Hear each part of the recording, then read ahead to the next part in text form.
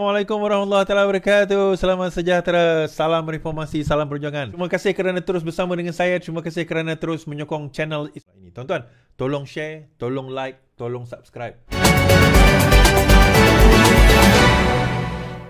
Kes Najib pula. Kita bawa kes Najib. Kes Najib ni tuan-tuan. Baik. Semua perlu dirujuk dan diluluskan Najib, kata Peguam Negara. Bekas Peguam Negara, 1MDB, sorry. Kata bekas Peguam 1MDB. Bekas Peguam 1MDB memberitahu Mahkamah Tinggi di Kuala Lumpur hari ini bahawa kelulusan Datuk Seri Najib Razak diperlukan sebelum sebarang langkah dibuat dalam operasi 1MDB kerana beliau memegang 3 jawatan penting dalam syarikat itu. Jasmine Lu Aiswan berkata, ia adalah satu amalan malas masa beliau menyertai syarikat itu ke semua perkara perlu dikemukakan kepada Najib yang memegang jawatan Perdana Menteri, Menteri Kewangan dan pengurusi lembaga penasihat ataupun chair board of advisory bagi 1MDB sebelum mendapat projek boleh diambil oleh 1MDB. Ia merupakan amalan dalam 1MDB untuk setiap perkara dirujuk kepada Najib dahulu. Sebenarnya ia merupakan keputusan seorang individu yang membuat semua keputusan, kata Lu. Bagaimanapun, Peguam Najib Tan Sri Muhammad Syafiee Abdullah berkata terdapat perbezaan antara ketiga-tiga peranan anak guamnya dan Lu sebagai peguam seharusnya tahu bahawa Najib selaku CBOA tidak boleh membuat keputusan atau Chairman of Board of Advisory tidak boleh membuat keputusan tanpa merujuk terlebih dahulu kepada lembaga pengarah 1MDB. Sebaliknya, anda dengan sengaja tidak mengindahkannya sebagai sebahagian daripada konspirasi untuk memperdayakan 1MDB, kata Muhammad Syafiee. Lu tidak bersetuju dengan cadangan Muhammad Syafiee dan mengasaskan Najib sebagai Perdana Menteri dan Menteri Kewangan serta CBOA merupakan individu yang sama dan satu kelulusan daripada beliau merupakan kelulusan daripada ketiga-tiga peranan yang dimainkan pada ketika itu. Ketika menyertai 1MDB, ia sudah menjadi amalan dan kami bergantung kepada penasihat kesetiausahawan syarikat profesional. Jika mereka mempunyai pandangan berbeza, mereka akan melakukan seperti itu, katanya. Mengenai soalan lanjut daripada peguam, Lu tidak bersetuju dengan testimoni oleh pengurus bank Lesnar ketika pembicaraan kes 1MDB Roger Ng di Mahkamah New York mengenai bagaimana beliau merupakan komponen utama yang menghubungkan ahli perniagaan dalam buruan law kepada syarikat itu. Dia kata Su ni orang tengah lah. So dia kata demikian. Baik, kita dengar perbincangan mereka. Muhammad Syafiee kata, adakah anda sedar anda dilatih pada asasnya untuk membuat dokumen yang tidak sah di sisi undang-undang untuk menjadi sah? Dia kata, Lu kata saya tidak sedar. Muhammad Syafiee kemudian membaca petikan daripada testimoni Lesnar di Mahkamah New York dan menyatakan Lu tidak gembira dengan jumlah wang yang akan diterima daripada 1MDB kerana ia tidak mencukupi, dan Lu berkata beliau tidak bersetuju terhadap sebarang kenyataan itu. Najib menghadapi pertuduhan dalam kes 1MDB. So, menurut Lu di dalam kes ini, Lu adalah peguam yang terlibat dalam pembentukan dokumen di dalam kes 1MDB. Di dalam 1MDB dalam 1MDB, Lu ni adalah peguam bagi 1MDB dan tugas beliau adalah menyediakan dokumentasi berkenaan dengan apa-apa berkaitan dengan projek, dengan MOA ke agreement ke memorandum of understanding sewaktu dengannya lah di dalam 1MDB. Now, dia mengatakan bahawa dan kepentingan Lu ni adalah untuk melihat adakah sebenarnya, sebab dalam Lesnar punya kenyataan dia mengatakan bahawa sebenarnya Lu ni memain peranan memperdayakan Najib, memperdayakan Najib, menipu Najib. Okay? Dalam kes 1MDB, iaitu Lu ni lah yang sebenarnya yang bertanggungjawab untuk menipu Najib. Dan sebelum ini Lu ni adalah antara orang yang tak boleh nak dijumpai. Kan, tak boleh nak dijumpai. Okey, kenapa? Sebab beliau telah melarikan diri. So dia yang tak boleh jumpa Lu, kemudian Jolo dan juga Lu ni tak boleh nak dijumpai sebab mereka melarikan diri. So sekarang ini Lu telah kembali dan satu lagi Roger Ng. Roger Ng telah kembali untuk memberi keterangan. Lu juga telah kembali untuk memberi keterangan. Dan kedua-dua mereka mengatakan secara konsisten bahawa 1MDB ini sebenarnya disedari, diketahui dan juga di bawah kawal selia Najib. Nah, kenapa perkara ini sangat penting, tuan-tuan? Sebab kalau sekiranya benar Najib itu tidak diperdayakan, tidak ditipu berkenaan 1MDB, dan beliau mempunyai kuasa dan mempunyai setakat satu kuasa, tetapi juga pengaruh, influence kuasa satu, tapi influence terhadap sebarang keputusan 1MDB, bermakna sebarang wang atau dana yang masuk ke dalam akaun beliau, maka dana itu adalah dana rasuah dan juga dana apa orang kata amla, di bawah amla, kesalahan di bawah amla. Dan beliau boleh didapati bersalah di bawah kes ini, sebagaimana beliau didapati bersalah di bawah kes SRC.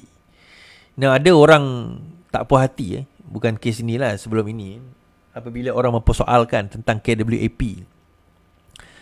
Saya kata antara perkara sekarang ni SRC saman Najib berkenaan dengan 4 bilion yang dikatakan ditipu daripada wang KWAP, kumpulan wang amanah pencen. Okay. Ada orang tak puas hati lah kenapa kait dengan Najib dan sebagainya. Sekarang ni hakikat itu adalah hakikat. Saya hanya komen, saya hanya paste berdasarkan apa yang ada di dalam kenyataan akhbar dan juga kenyataan mahkamah. Sebaliknya saya kena tegur, tapi tak apalah. Valid. Saya tak kata valid lah, tapi tak apalah, hak dia untuk menegur saya. Cuma saya nak cerita macam ni. Baiklah, tentang KWAP, ada orang hantar artikel dengan saya, dia kata, kenapa nak tukar KWAP tu kepada KWSP, dia kata. Sedangkan KWAP pun duit pencen diletakkan dari KWAP dan duit itu digunakan untuk membayar pencen sepanjang tempoh tersebut.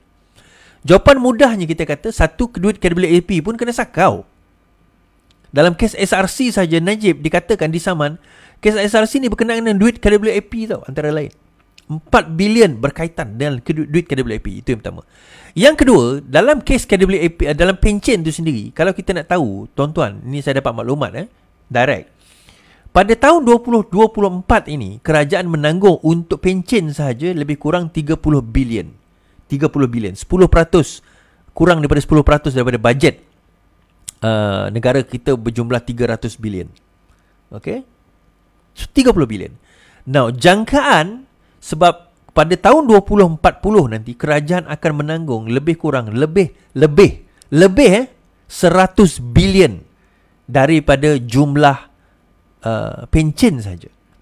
And that is one of the reasons kenapa kerajaan sekarang ini, bukan sekarang ini, sebenarnya benda ini dah dilihat even pada zaman Najib dahulu lagi, untuk kita nak tukar pencen kepada KWSP.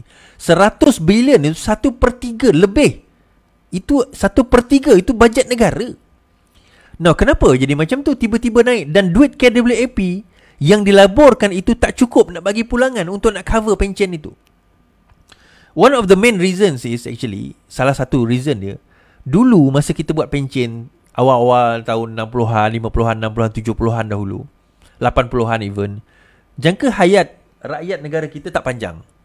Pada masa itu, kalau saya ingat saya, masa saya kecil, jangka hayat rakyat negara kita 60 lebih on average, 60 plus, 60, 65. Lelaki 60, 61, perempuan 65, 66, 65, 66. Sekarang ini jangka hayat lelaki di dalam negara kita adalah 73 tahun average, dan jangka hayat wanita adalah 78 tahun average. Pada tahun 2040 jangka hayat kita akan meningkat ke 80 tahun. Bermakna kalau dia pencen pada umur 55, dia ada 25 tahun untuk hidup sehingga 80, tuan-tuan. Dia serve 20-30 tahun, dia kerajaan tambah lagi bayaran gaji dia sehingga 20 kali 5 ke 30 tahun. Ada yang kata kat saya pencen 60%. Saya dah check, pencen tak 60%, tuan-tuan. Tak tahulah, mungkin ada tempat yang 60%. Ayah saya pegawai kerajaan, pencen juga. Pencen, tapi dia pencen pangkat rendah lah. Pencen dia pun tak sampai 1,000 kot ke 1,000 macam tu. RM1,000 je pencen dia. Tak banyak, tak besar lah, kan. Tapi poinnya adalah akhirnya kena tanggung lah, kerajaan kena tanggung jumlah tersebut. Dan saya dah sebut saya ada semalam saya jumpa ada seorang kawan saya lah. Saya borak dengan dia.